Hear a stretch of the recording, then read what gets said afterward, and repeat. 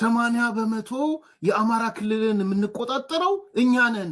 ሚዲያ እያዋራ ድሮ መጣ የተባለ ዲዲዲ ብሎ ጫካ ውስጥና ጉድጓድ ውስጥ እኮ ነው የሚገቡት። የምሬን ነው የምነግራችሁ። በተለይ ክልሉ ጋር እስከ መቼ ነው ጦርነቶችን እያደረግን የምንቆየው የሚሉ በሰራዊቱ ላይም ከፍተኛ ጥያቄዎች ሲነሱ የቆዩበት አግባብ ነበር ማለት ነው።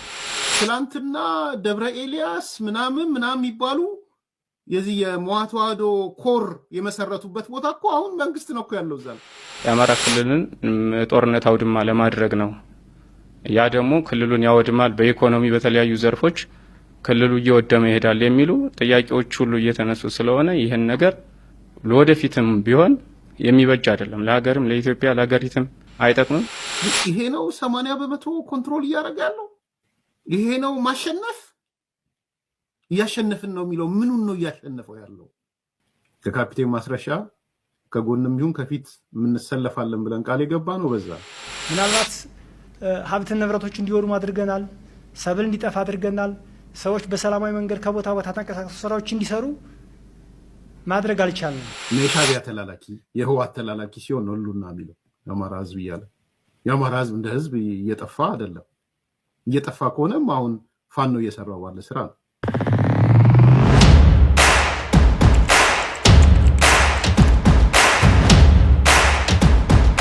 ሰላም እንዴት አላችሁ? ውድ ቤተሰቦቻችን ዘኢትዮጵያ ቻናላችንን እየተከታተላችሁ ነው። ጥላሁን አክሊሉና ማህደገፋ ነን። በዛሬው ፕሮግራማችን ከፋኖ እጅ ሰጥተው ወይ ደግሞ በድርድር ወደ መንግስት የገቡ ሰዎች መግለጫ ሲሰጡ ነበረ። መግለጫውን እንዴት እንዳገኛችሁት ታጋሩናላችሁ። በእኛ በኩል ግን የተናገሩትን ያነሱትን መግለጫ አንስተን ሌሎችንም አስተያየቶችን አክለን ወደ እናንተ ለማድረስ ነው እዚህ የተገናኘነው። ጥላሁን አክሊሉና ማህደገፋ ከእናንተ ጋር ቆይታ እናደርጋለን። እስከ ፕሮግራማችን ፍጻሜ ድረስ አብራችሁን ቆዩ። ጥሌ እንዴት አለ? ሰላም ነኝ፣ እግዚአብሔር ይመስገን አለን። እግዚአብሔር ይመስገን። እንግዲህ የተለያዩ በመግቢያ ላይ ለማለት እንደሞከርኩት የተለያዩ ሰዎች የፋኖ አካላት በድርድር በስምምነቱ መሰረት እና ማስረሻ ሰጤ በተስማሙት መሰረት ለመንግስት የገቡ እና መግለጫም ጭምር እንዲሁ እየሰጡ ነው ያሉት።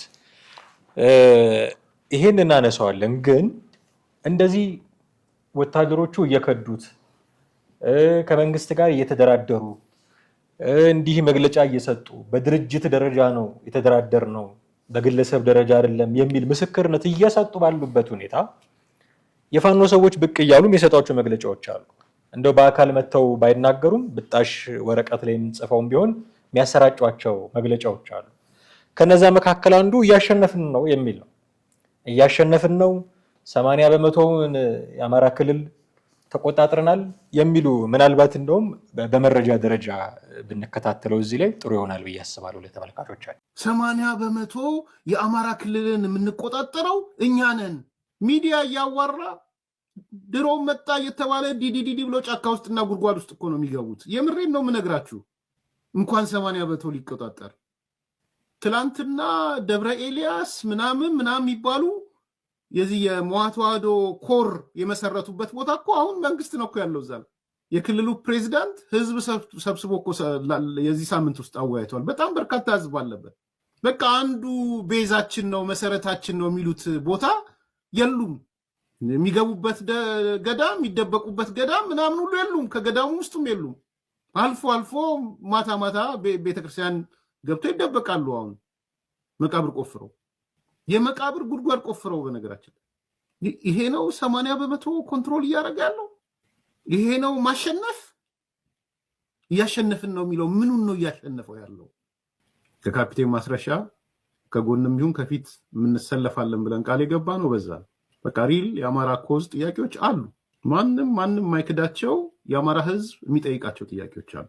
ያንን መካድ ትክክል አይደለም። አንክድም። ጥያቄዎች ህልውና ናቸው አይደለም፣ እሱን ለህልውና ባዮቹ ትተን ማለት ነው። ህልውና የሰነፎች መንገድ እንደሆነም እያነሳን ይሄ ምንም ሀሳብ የሌለው መፈናፈኛ ያጣ ሀሳብ ማመንጨት ያቃተው የሻዕቢያ ተላላኪ የህወሓት ተላላኪ ሲሆን ነው ህልውና የሚለው የአማራ ህዝብ እያለ። የአማራ ህዝብ እንደ ህዝብ እየጠፋ አይደለም። እየጠፋ ከሆነም አሁን ፋኖ እየሰራው ባለ ስራ ነው። እንግዲህ እንደሰማኸው ጥሌ እያሸነፍን ነው የሚሉት እነ ዘመነ ካሴ 80% የአማራ ክልልን ተቆጣጥረናል ነው የሚሉት። በተቃራኒው ደግሞ በኋላ እንደውም ድምጻቸውን እናሰማለን ለተመልካቾቻችን የሚደራደሩ ከመንግስት ጋር አብረው ለመስራት የተስማሙ ደግሞ በጣም በርካታ ሰዎች አሉ። ሪሊ እያሸነፈ ነው ወይ ፋኖ?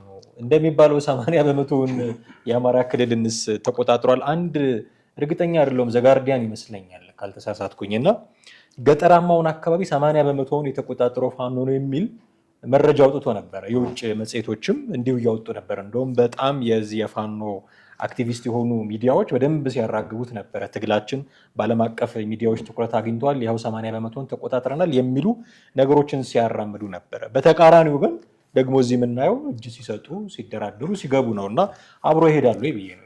በጣም የሚገርም በጦርነት ወቅት ትልቁ ችግር ውስጥ የሚገባው ቁጥር ነው።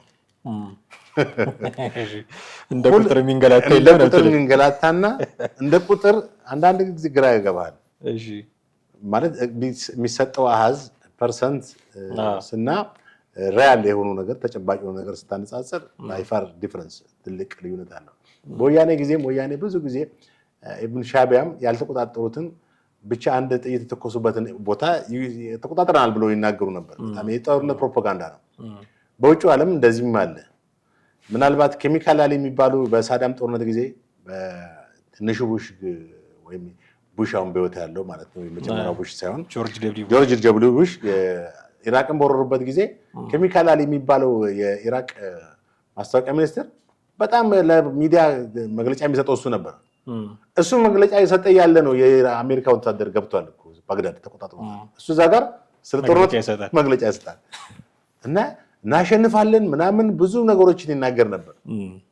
ሳዳም ሁሴን ራሱ ከዛ በፊት ምንድነው በባህረ ሰላጤው የአሜሪካን ወታደሮች አስከሬናቸው ሁሉ እዛ እንትን ይላል ይረፈረፋል ብሎ ነበር እና ይሄ በጦርነት ወቅት የጠላትን እንትን መታስፈራራበት ፕሮፓጋንዳ ነው።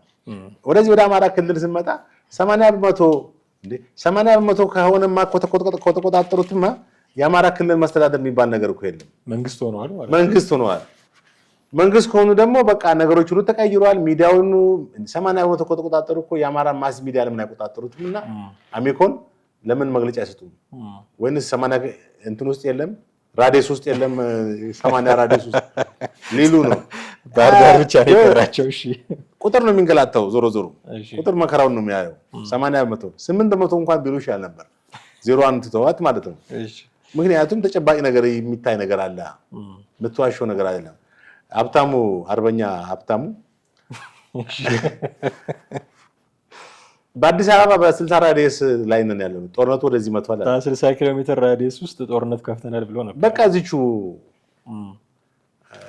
በአዲስ አበባ ዙሪያ ማለት ነው እና ይሄ ማለት ምን ያክል እንግዲህ በምንም የሰማው ነገር የለም። በምንም ሌላ ኒውትራል ሚዲያ የተሰማ ነገር የለም ከሀብታሙ ሚዲያ ውጭ እና ይሄ 100% ውሸት መሆኑን ትመለከታለህ። አሜሪካ ሆኖ ታየው እሱ እዚህ ሀገር ከተማ ውስጥ እኛ ቁጭ ብለን 60 ሜትር ላይ ፋኖ ጦርነት ከፍቶ እዛ ቁጭ ብለን አሜሪካ የወሬ እዚህ ካሉት መረጃዎች ደረሰው ማለት ነው።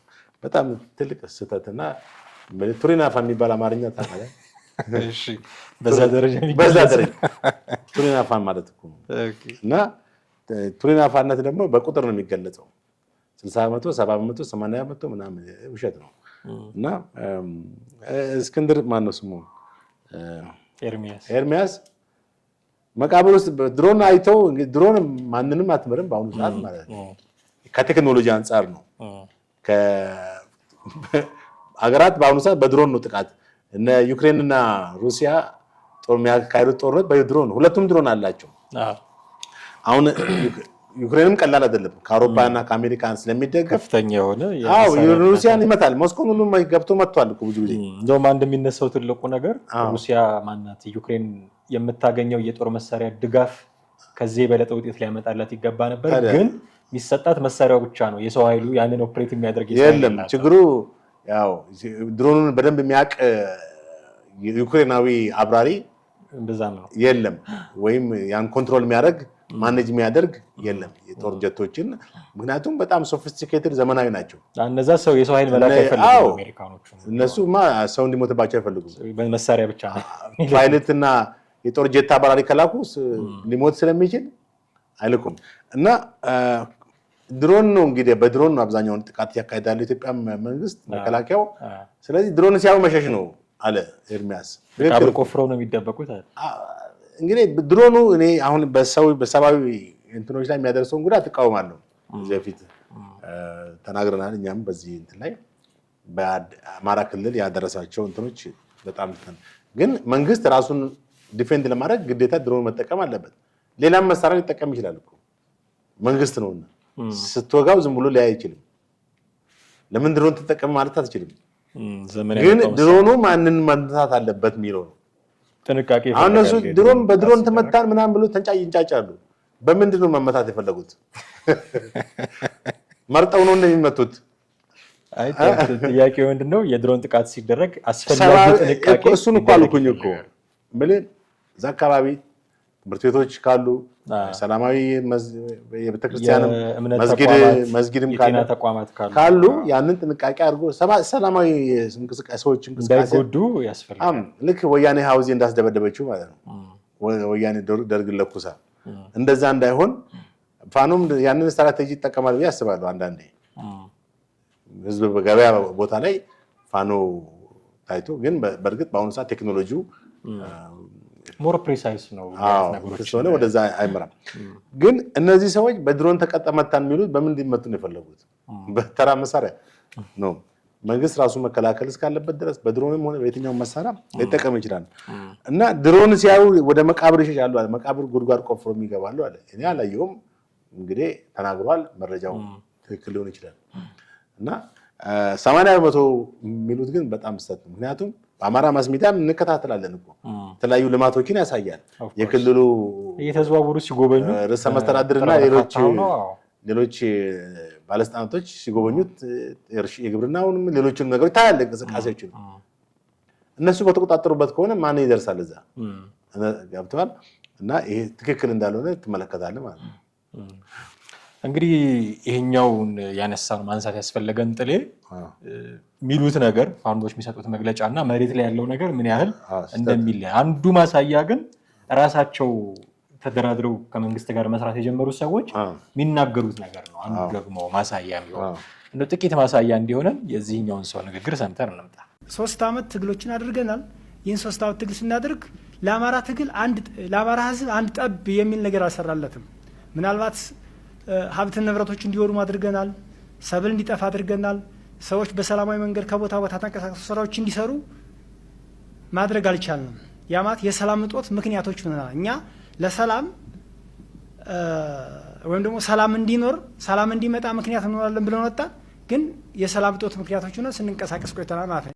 እንግዲህ እንደሰማኸው ጥሌ 3 ዓመት እንደዚህ ታገልን፣ ግን ለአማራ ህዝብ ጠብ የሚል ነገር አላደረግንለትም።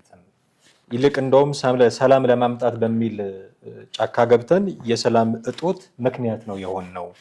ንብረቱ እንዲወድም መንገድ እንዲዘጋ እንደ ልቡ እንዳይንቀሳቀስ ነው የሆነው።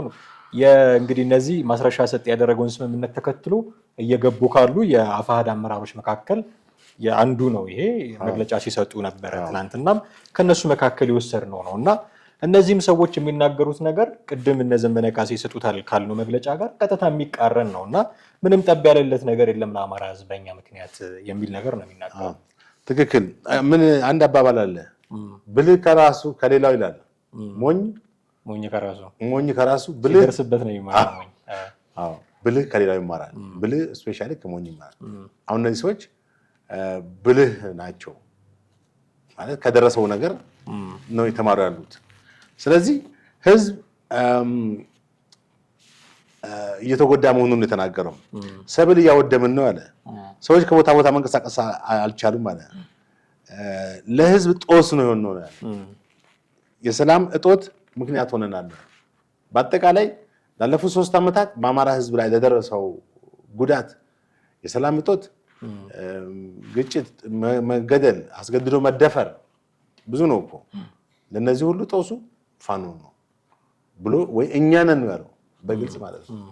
ስለዚህ ይሄም ብልጠት ነው ማለት ትልቅነት ነው። ጥፋትን አይቶ ወይንም ስህተትን አይቶ መማር ትልቅ ነገር ነው።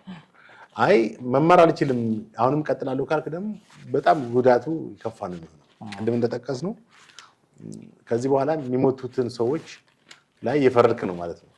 በሚወድመው ሀብት ላይ የፈረድክ ነው። በሀገሪቷ ሀብት እስካሁን ከ10 ቢሊዮን ዶላር በላይ ወድሟል በአማራ ክልል። ከዚህ በኋላ ምን ያክል ይወድማል ደግሞ ካላቆመ ማለት ነው ይሄ ድርጅት። እና ደግሞም እያለቀ ያለው የድሃው ህዝብ መሆኑን ማስተዋል ያስፈልጋል። እና እነሱ እናመጣለን ወይም ለዚህ ህዝብ እናመጣለታለን የሚለውን እንትን ህዝቡ እየተጎዳ ከሆነ ማንን ነው ነፃ የሚያወጡት? ነፃና ምን የሚያወጡት ህዝብ ከተጎዳ ሌላ ህዝብ አለ፣ ለአማራ ህዝብ አለ። ከጎጃም ከጎንደርና ከዋናው ሴንተሩ እዛ አይደለ የአማራ ህዝብ። እነሱ የሚሉት ምንድነው? የአማራ ህዝብ ነፃ ነው። በተቃራኒው የአማራ ህዝብ እንደዛ ነው ጉዳት የሚደርስበት ከሆነ እኮ ቀድሞ ከደረሰበት ጉዳት የበለጠ ጉዳት ያደረሱበት ነው ማለት ነው። ስለዚህ መማር ያስፈልጋል ከስተት። ያ ደግሞ ብልጠት ነው። ከስተት መማርና ኖ ብሎ ማለት ትልቅ ነገር ነው። አምኖ የተቀበሉት ስህተት በአሸናፊነት የተጎናጸፉ ድል ነው ይላል። መቼም ጥቅስ እንደርድር እንጂ አባባሎችን ምክንያቱም በሌላ ነገር ሊመለሱ አባባልን በተመለከተ ደግሞ አማራ ብዙ አባባሎች አሉት፣ ሀብት አለው። የብዙ አባባሎች ኢትዮጵያ ውስጥ የአማራ ሀብት ነው። ስለዚህ እነዚህ ሰዎች እንግዲህ ይህን አባባል በደንብ ከማንም በላይ ይረዳሉ ብዬ አስባለሁ።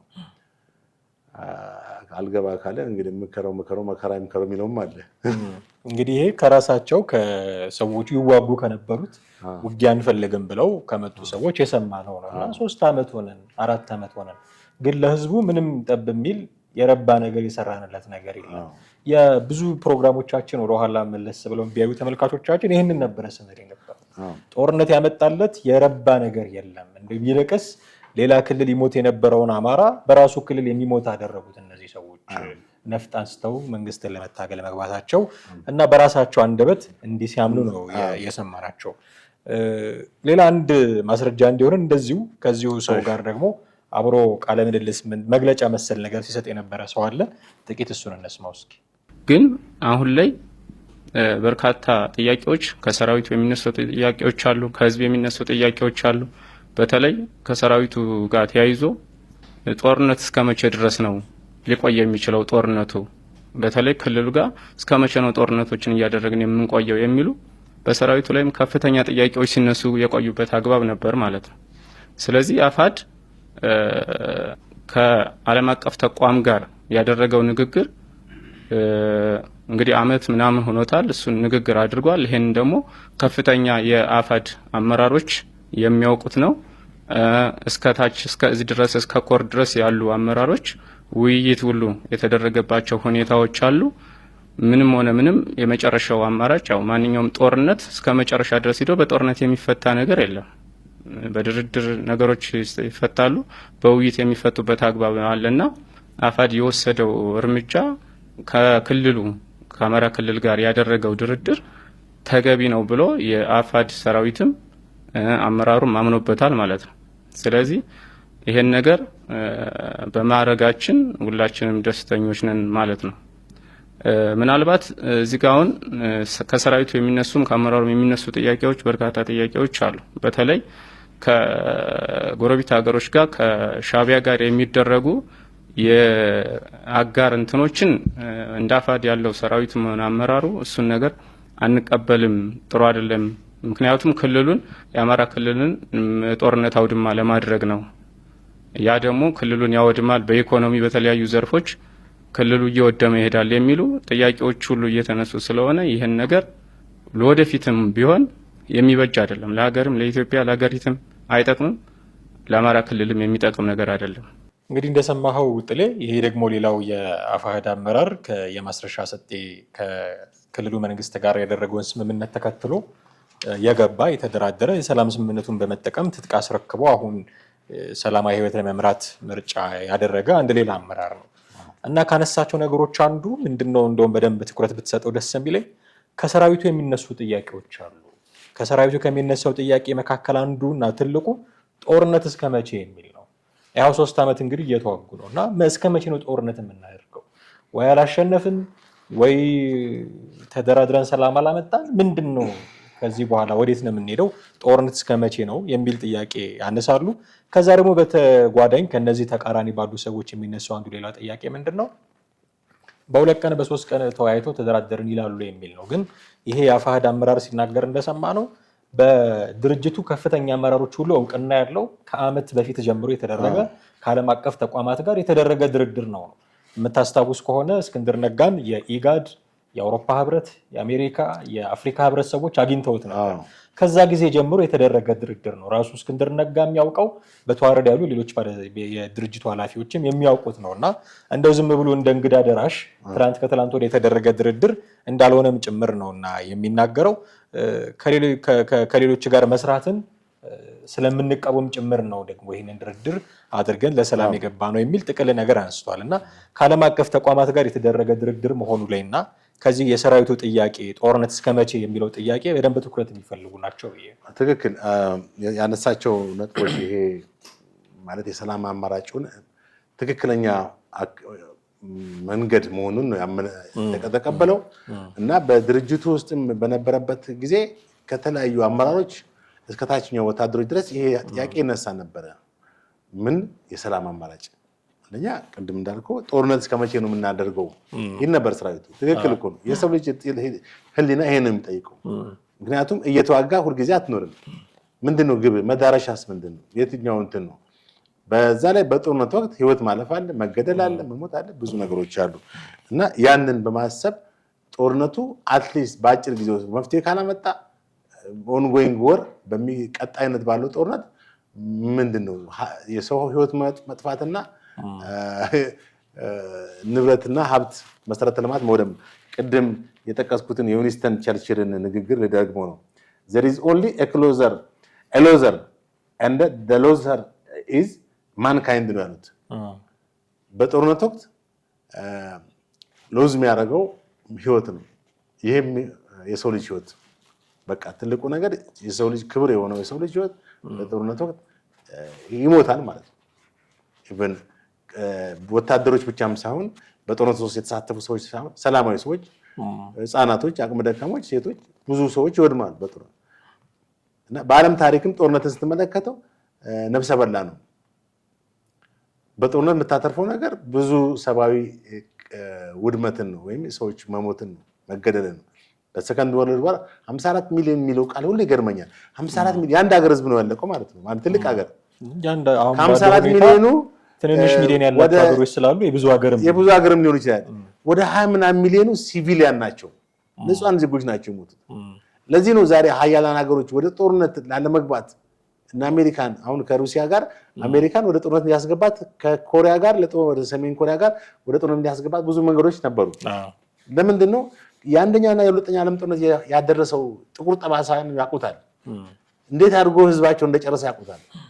ስለዚህ ወደ ጦርነት ከመግባት ይልቅ በዲፕሎማሲና በሰላማዊ መንገድ ነው ነገሮችን ሁሉ መፍታት የሚፈልጉት እንጂ አሜሪካ ከሰሜን ኮሪያ ጋር ጦርነት መግባት የነበረባት ድሮ ነበር። አሜሪካ ከሩሲያና ከቻይና ጋር መዋጋት የነበረባት ድሮ ነበር። ግን የአንደኛና ዓለም ጦርነት ጠባሳን ስለሚያውቁት ከመግባት ራሳቸውን ቆጥበዋል። እንግዲህ ወደኛ ሀገር ደግሞ ስንመጣ ጦርነትን አላየንም ወይ የተዋላይ ጦርነት ታሪክ የለንም እንዳትል ታሪካችን ሁሉ ጦርነት ነው። እነዚህ ሰዎች ኢቭን ከወያኔ ጋር በተደረገው ጦርነት ያለቀውን ህዝብ ያውቁታል። ከህወሓት ጋር በነበረው 2 ዓመት ጦርነት በመቶ ሺዎች የሚቆጠሩ የትግራይ ህዝቦች አልቀዋል። ከመከላከያውም ከፋኖም የሞቱ ሰዎች አሉ። ቁጥራቸውን በህዝብ ባናቀውም ማለት ነው። ብዙ ሰዎች ተገድለዋል ዞሮ ዞሮ እና ይሄ በጦርነት ወቅት ደግሞ የትግራይን ክልል እንዳወደመ ያውቃሉ። ጎረቤት ናቸው አያውቁም እንዳትል ብዙ ነገሮች ያውቃሉ ከኛ በላይ የዓይን ምስክር ናቸው። ዘምተዋል እዛ ከዛ ወጥተው ነው እንትና የተባለ። አሁን ይሄን ስትመለከት ለምንድን ነው ሰላም እንዳማራጭ ማይፈጠር? የተገኘችውን የሰላም ጭላንጭል እንኳን ካገኘ መጠቀም ነው እኮ። መንግስት አልደራደርም ብሎ ቢል ነው እኮ አንተ ያኔ አስገዳጅ ሁኔታ ያው ድርድር ጠይቀን እምቢ አለን። መንግስት ደራደራሉ ባለበት መንገድ ጥያቄ ማቅረብ ነው። ከ10 ጥያቄ 3ቱ ከተመለሰ ራሱ ጥሩ ነው። ሌላው በሂደት ነው። በቃ አንተ አይደለም የምታስመልሰው ሙሉ በሙሉ ታሪክ በሂደት ትውልድ ማለት ይመለሳል። ለምን አንተ አሁን አስፈላጊ የምትለውን የሰላም አማራጭ ማለት ጦርነቱ ነሰሰሪ ጦርነት እንኳን ነው ቢባል ምን ያህል እንደሚወስድ እዚህ ጋር አንድ ዛሬ በጥቅስም ያስደገፍን ነው እየተናገርን ያለው። ኢቭን ነሰሰሪ ወር ይላል have terrible costs። አስፈላጊ የሚባለው ጦርነት ምንድን ነው? ነፃነት፣ ፍትህን፣ እኩልነት፣ ዲሞክራሲን ለማምጣት ነው። ተጨቁኛለሁ፣ ተበድያለሁ፣ ተገፍቻለሁ ምናምን ወዘተ ተርፍ በሚል ነው አይደል? አንድ የተቃዋሚ ድርጅት ትጥቅ ይዞ ወደ ጫካ የሚገባ ይሄ እንኳን ቢሆን ይላል it has cost have terrible cost ነው የሚለው በጣም አስከፊ የሆነ ዋጋ አስከፍሎ ዋጋ በጣም ከፍተኛ ዋጋ አስከፍላል ነው። እና ይሄ ባለበት ሁኔታ ነው እንግዲህ ሰላም እንኳን ልታገኝ ብትችል በዓለም ላይ ለሰላም ለነጻነት የተካሄዱ ትግሎች ብዙ ዋጋ አስከፍለዋል። እና እዚህ አሁን የተናገረው የዚህ ፋኖ አመራር ውይይት ተደረገባቸው በጦርነት የሚፈታ ነገር የለም ብሏል። ዛሶል በጦርነት የምትፈታው ነገር የለም። ምክንያቱም በጦርነት አትፈታም። የተሸናፊው የምትለው ኃይል ማለት መንግስትም ቢሆን ከአንተ ጋር ይዋጋል።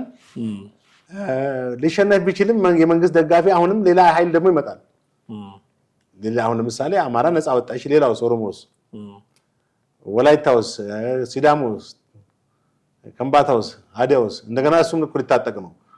አማራ ነው ነፃ ወጣው ለአማራ ህዝብ ታገልኩ እንጂ ኢትዮጵያ ነፃ ወጣለሁ ብላል የተነሳው። እና እንደገና ደግሞ እነዚህ ኃይሎች የሚገርምህ ያው ቅድም አንስተን ከሻዕቢያና ከህወሓት ጋርም በማበር ነው ኢትዮጵያን እየወጉ ያሉት። በአጠቃላይ መንግስትን ብቻም ሳይሆን አገሪቷን ማለት ነው። እነዚህ ደግሞ ታሪካዊ ኢትዮጵያ ጠላቶች ናቸው።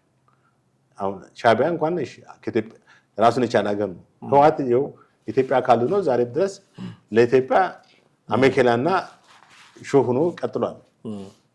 አሁንም ለኢትዮጵያ የራስ ምታትና ለኢትዮጵያ ቀውስ እንትን ነው። ኢትዮጵያ አማራ ክልል የጦርነት አውድማ ከማድረግ ነው ለሀገሪቱም ለአማራም ክልል የሚጠቅም አይደለም የሚልም ሀሳብ አንስቷል። ትክክል ነው። እና አንድ በጣም ደግሞ እንደው የመጨረሻ ሀሳብ ይሆነናል ይሄ ያነሳው ነገር የመልስ ምት ሲሰጣቸው ለእነዚህ ሰዎች የሚያነሷቸው ትልቁ አንድ መከራከሪያ ብለው የሚያነሱ ሰዎች እንደው ዝም ብለው 2 ቀን 3 ቀን ተነጋግረው ነው የገቡት፣ የረባም ድርድር አላደረጉም የሚል ነው ነገሩን ነው የሚያጣጥሉባቸው። እና ድሮም ሰርጎ ገቦች ስለሆኑ የመንግስት ተቀጣሪዎች ስለሆኑ 2 ቀን 3 ቀን ተነጋግረው እንደው የፊርማው ሴሬሞኒ ላይ ነው ኢጋድም የአፍሪካ ህብረትም የተገኙት የሚል ክስ ያቀርባሉ። ይሄ ፋኖ አመራር ግን የተናገረው ከዓመት በፊት ጀምሮ ራሳቸው የድርጅቱ ኃላፊዎች የሚያውቁት የአውሮፓ ህብረት፣ አሜሪካ፣ ኢጋድ፣ የአፍሪካ ህብረት የታዘቡት ድርድር አድርገን ነው እዚህ የደረስነው እና እንደው የ1 2 እና 3 ቀን ውይይት አይደለም ይላልና እና የሚያውቁት ራሳቸው እነ እስክንድር ነጋ ራሳቸው የሚያውቁት የጀመሩት ሂደት ነው። ከዚህ በፊት በነበረው ፕሮግራማችን ላይ እንዳነሳ ነው እንደውም የእነ ማስረሻ ስጤ አጋዥ አዛዥ ናቸው ስትል ነበረ ማዛ ቅድም እንዳየ ነው። እና አሁን ለምንድን ነው ወደኋላ ተመልሰው የአንድ ሰው ሁሉ የ2 ሰው መገንጠል አድርገው የሚያዩት የቅርብ ጊዜ ንግግር አድርገው የሚያዩት ነገሩን በዚህ ደረጃ ማቅለል የፈለጉት ለምንድን ነው የሚል ጥያቄ እንድናያነሳ ያለው። በፖለቲካ ውስጥ ሁሉ ጊዜ ኪሳራ የሚደርስባቸው ሰዎች ሁሉ ጊዜ ነቀፌታና ትችት ነው የሚቀድማቸው። ሉዝ ሲያደርጉ የፖለቲካ ውስጥ ወይም ሉዝ አድርገናል ብለው ሲያስቡ ያኛውን አካል ለምሳሌ ሰላም አማራጭ የተከተለውን አካል ከነሱ ነጥሮ የወጣውን አካል መተቸት ይሄ ታወቀ ነው። በፖለቲካ ውስጥ በኢትዮጵያ ፖለቲካ ውስጥ በተለይ ህጋዊ አይደለም። ኢቭን በትጥቅ ትግል ውስጥ ያሉት ብቻም ሳይሆን በሰላማዊ ትግል ውስጥ ያሉት እኮ ህጋዊ አይደለም አንዱ ሌላውን ብሎ እስከ መካሰስ የደረሱባቸው ብዙ የፖለቲካ ድርጅቶች አሉ። እና ወደዚህኛው ወደ ፋኖ ስንመጣ ደግሞ ያንን የማጣጣል ሁኔታ እና የሰዎች ቅድም ያልከውን ሀሳብ ድገምልኝ። ያጣጥሉባቸዋል ያሉት ድርድር አድርገው አይደለም እንደው ዝም ብለው 2-3 ቀን ተገናኝተው ተፈራረሙ ነው። ይሄ በጣም ተሸናፊዎች ቋንቋ ነው። ሊበሏት ያሰባት ምንድነው? አንድ ጥቅስ አለ አማርኛውን ሊበሏትን ያሰባት አሞራ ጅግር ናት ይሏታል። ቆቅ ነው ምንድነው ይሏታል። እሱ ሳይሆን ሌላ ጥቅስ አለ። ሌላው ምክንያቱም ብዙ ጥቅሶች አሉ፣ ብዙ አባባሎች። ዛሬ አባባል አልተቻለም። በአባባል ነው ዛሬ ሀሳባችን። እሺ ኦኬ። ምንድነው መሰለህ አሁን እነዚህ ሰዎች ማጣጣል ነው እነሱ በዛ ቦታ ላይ ተደራዳሪዎች ባለመሆናቸው እነሱ በቃ በጫወታው ላይ እንደተሸነፉ ወይም ጎል እንደተቆጠረባቸው ነጥብ እንደጣሉ ነው የሚያስቡት ዛሶ እንጂ ሌላ ነገር እኮ አይደለም። አሁን የትግሉን አጠቃላይ ወረውል እንትን እኮ አይደለም። በትግሉማ ሆሊስቲክ የሆነ ለውጥ ለማምጣት ከማሰብም አይደለም። በዛ ውስጥ እነሱ የተጨበጨበላቸው ነበርን ብሎ ያስባሉ። እስክንድር እንትና ዘመነ የሚባሉ ሰዎች ከጨዋታ ውጭ የሆኑ መስሏቸው ሆነናል ብሎ ስላሰቡ ነው። ምክንያቱም ድርድሩ እነሱን አላካተተም። የተደራደረው ማን ነው? እነሱ አስወግደነዋል ተወግዷል ብሎ ያሉት ሰው ነው። ከዛ አንጻር ነው የሚያዩት እንጂ የአማራን ህዝብ ትግል ያጨናግፍብናል ምናምን ከሚለው አንጻር አይደለም። እነሱ የራሳቸውን ኢጎይዝም ፖለቲክስ ነው ዴቨሎፕ መገንባት የፈለጉት። ስለዚህ ያን ግንባታ ደግሞ ይነድባቸዋል። ዳሶል አታይም እንዴ የተሸናፊዎች ፖለቲካ ሀብታሙ የሌለ ነገር ኢሉዥን በለው የቀን ቅዠት በ60 ኪሎ ሜትር አዲስ አበባ ዙሪያ ማለት በጣም ያስቅ ነው። ምንም ኮሽታ በሌለበት ማለት ነው። ፋኖ እዚህ ደርሷል ነው ያለው። ለማስደንገጥም እንኳን አይመችም እኮ አስደንጋጭ ዜና ለማለትም እንኳን አይመችም። ምክንያቱም አልደነገጥም ማለት በሆነ ነገር ብትሰማው ነበራ። የሱ ብቻ የሰማበት ሁኔታ ያስቃል። እንደገና ደግሞ ድርጅት አይደለም የግለሰቦች ነው ካለ ይኸው የተለያዩ የአማራ ፋኖ አመራሮች የነበሩት አባላቶች የነበሩት እየወጡ የተናገሩ ነው። ከአንድ ዓመት በላይ የዘለቀ ስለ ሰላማዊ ድርድር የተደረገ ድርድር ነው። እንደገና ደግሞ እስክንድር ራሱ ሰላምን በመፈለግ ነው ከአፍሪካ ህብረትና ከኢጋድ ጋር የተነጋገሩ ከአሜሪካ ኤምባሲ ጋር የተነጋገሩ በቅርብ ጊዜ ውስጥ በስልክ አግኝቻቸዋለሁ እያለ መግለጫ ሲሰጥ ነው። ታዲያ አሁን እሱ ምንድነው እሱ በሌለበት ድርድሩ ለምን ተካሄደ ነው ዛሶል ሌላ ምንድነው? ከዚህ በኋላ ሰብስቦ የሚሄደው ወይም ወደ ጦርነት የሚነዳው ኃይል ላይኖር ነው። የራሱም ህልውና አደጋ ላይ ሊወድቅ ነው። ከዚህ አንጻር ምናልባት የነሱ ህልውና ከዚህ በኋላ ሊሆን የሚችለው ይሄን መደገፍ አለበለዚያ እጅ መስጠት ነው። ሁለት አማራጭ አላቸው። እጅ መስጠት ከደገፉ ምንም ችግር የለውም። they are part of the ሰላማዊ ድርድር ይሆናሉ። ካልደገፉስ እንግዲህ በጦርነት ውስጥ እንደገና መግባት ነው። ሌላው ደግሞ እጅ መስጠት ነው። እጅ መስጠቱን ደግሞ እነሱ የመጨረሻ ውርደት ነው አድርገው ነው የቆጠሩት። የሚፈልጉት አይነት አይደለም። እንግዲህ በጦርነቱን ቀጥላለን ቢሉም ደግሞ ከዚህ በኋላ ሊያስኬዳቸው የሚችል አይደለም። ምክንያቱም አንደኛ ከስትራቴጂ አንጻር ለመከላከያው ብዙ መረጃ የሚሰጡ ሰዎች አሉ። አሁን ወደዚህ መጥተዋል። ተመልከት፣ ጦርነቱን እንኳን ቢያደርጉ ማለት ነው እንደ ድሮ አይደለም። አሁን በሰው ኃይልም ቀንሰዋል። እንደገና ደግሞ መረጃዎችን ሊክ አደረጉ። ልክ ወያኔ ጌታቸው ሲመጣ መረጃውን አለን የበተነባት ምንም እንኳን ጦርነት ላይ ባትኖር ጦርነት ላይ ሆና ቢሆን ኖሮ ጌታቸው ለዚህ እንዴት አድርጋ ነው ያን ዱቄት ነበር የምትሆነው። ወደ ቀደሙ ምግባራት የሚመለስ ነበር። ለማንኛውም በርካታ ነገሮች አነሳን። ጥሌ የዚህ የፋኖ ድርድርን አስመልክቶ የሚነሱ ከግራም ከቀኝም የሚነሱ ሀሳቦችን ለማንሳት ሞክረናል። ራሳቸው ደግሞ ተደራድረው ከመንግስት ወገን የሆኑትን ሰዎችም የራሳቸውን ምልከታ ማንስተን እንዲህም እየተባለ ነው እናንተ ምን ትላላችሁ የሚል ደግሞ ጥያቄ ለመፍጠር ነው ለተመልካቾቻችን ለማድረስ የሞከርነው። እጅግ አድርገን አመሰግናለሁ። ውድ ቤተሰቦቻችን እንግዲህ እናንተም ከኛ ጋር የነበራችሁ ቆይታ እጅግ አድርገን ነው የምናመሰግናችሁ። የዛሬ ፕሮግራማችንን እዚህ ላይ እናበቃለን። ጥላሁን አክሊሉና ማህደገፋ ነበርን። በሚቀጥለው በሌላ ርዕሰ ጉዳይ በሌላ ጊዜ ደግሞ እንዲሁ መልሰን እንገናኛለን። እናንተ ግን የትኛውም አይነት ሀሳብና አስተያየት ሲኖራችሁ በስልክ መስመራችን ልትደውሉልን ትችላላችሁ። ከታች ባለው የሀሳብ መስጫ ሳጥን ላይም እንዲሁ ልታደርሱን ትችላላችሁ። እኛ የዛሬውን አበቃን። ጤና ይስጥልን።